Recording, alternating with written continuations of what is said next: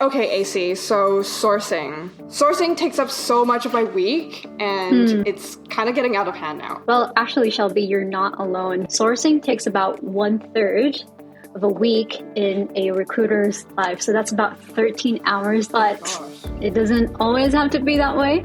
There are easier ways, and let me show you how. I use ContactOut for this, actually. I would either find the candidates that I'm looking for through a quick Boolean search, just like this.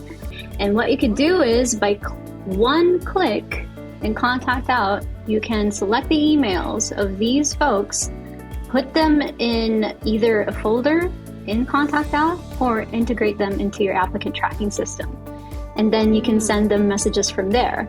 Or another alternative would be going to ContactOut's search portal. If you're looking for account executives, just pop them right up here in ContactOut search portal.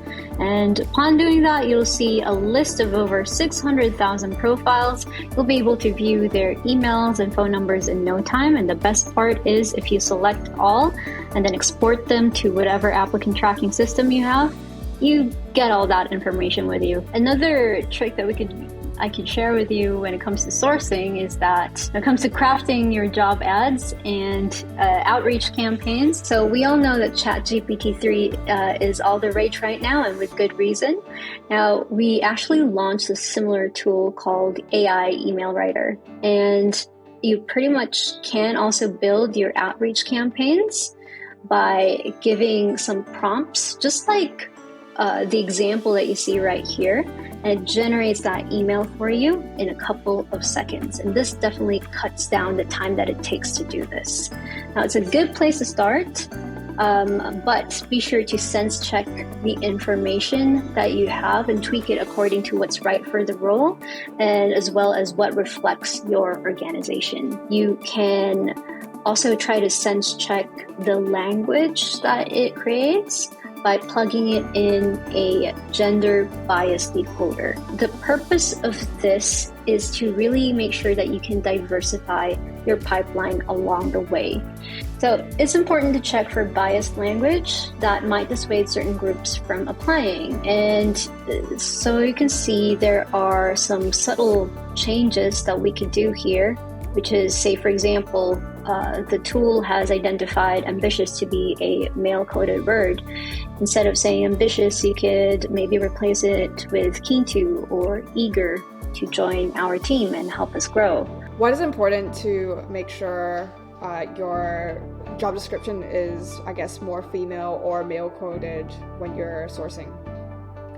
It's important to be aware of the language that we use because it could either incentivize or deter the applicants when they read the description.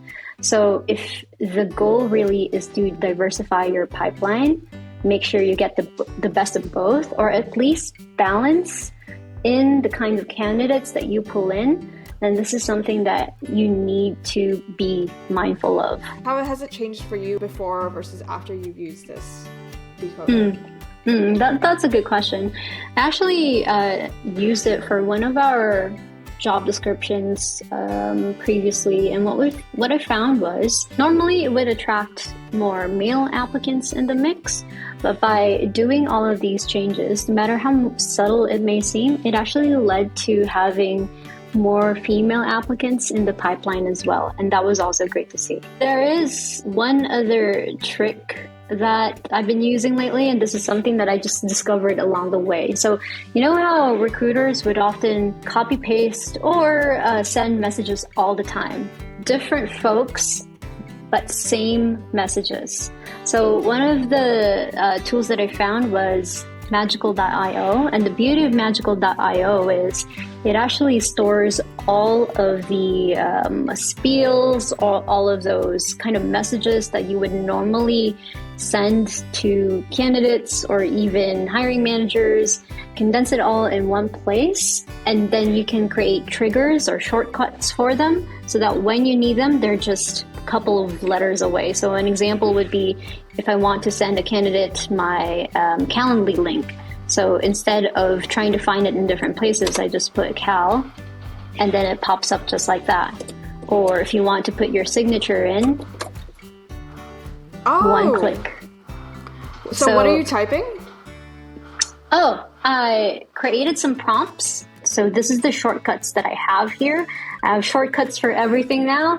I have shortcuts for sales calls, maybe the rescheduling, reminders, anything that you need. Everything's there, and you can just put a trigger on it. So one other trick that it could do, and by the way, this works in your email, applicant tracking systems, and LinkedIn. If, let's say, for example, Shelby, we were supposed to meet, but you ghosted me.